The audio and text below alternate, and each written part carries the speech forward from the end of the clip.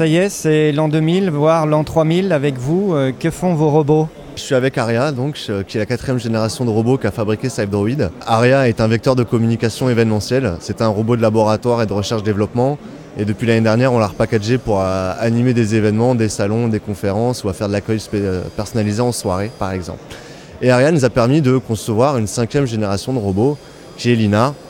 Et Lina est un robot complètement intégré, qui est autonome, qui se déplace sur batterie, qui se recharge sur un siège induction, qui est capable de saisir des objets dans l'espace, qui fait de la stéréovision, etc. etc. Donc c'est un robot très complexe et très efficace, plus efficace qu'Aria.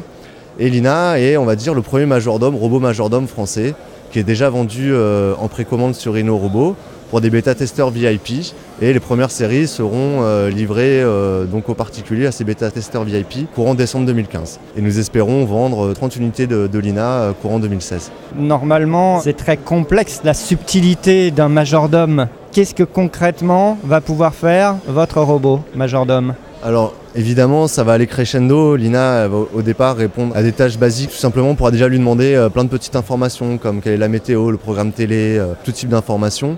Lina sera capable donc de se déplacer, de vous apporter un plateau par exemple, de saisir des objets, de détecter des anomalies, comme par exemple si vous chutez. Mais détecter des chutes, après c'est très compliqué pour relever une personne, c'est pas sa fonction.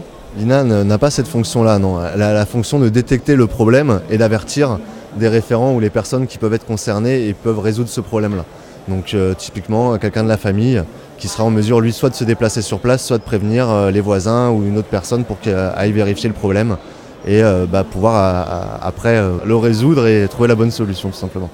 La personne à distance, est-ce qu'elle peut voir aussi ce qui se passe ? C'est ça. Si jamais il y a un problème, vous recevrez une alerte sur votre smartphone qui vous demande, si vous le souhaitez, de prendre le contrôle du robot à distance et donc de récupérer les flux vidéo et de faire évoluer le robot dans son habitat. Et de là, vous verrez si effectivement la personne a chuté, si elle est par terre, si elle est animée ou pas, si elle est éveillée ou pas, etc. Autre caractéristique, vous n'êtes pas japonais.